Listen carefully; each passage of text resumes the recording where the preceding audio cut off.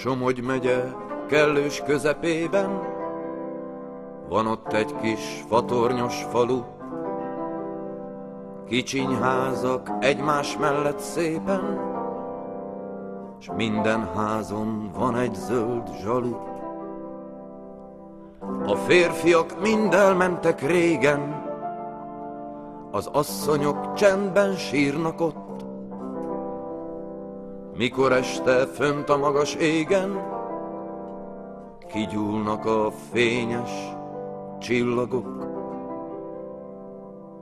Özvegyasszony a kicsi fiával kiül este a pitvar elé, s áhítatos, ábrándos orcával néznek ketten föl az ég felé.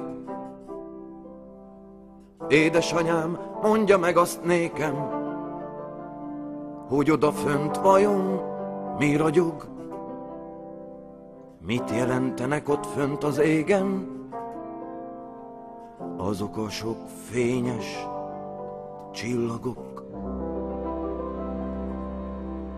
Két szemében sűrű könnyek gyűlnek, s megszólal a somogyi anya.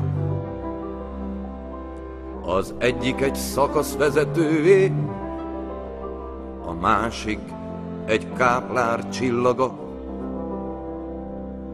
Gallérjukra volt az rája tűzve, hanem most már szegény, mint halott.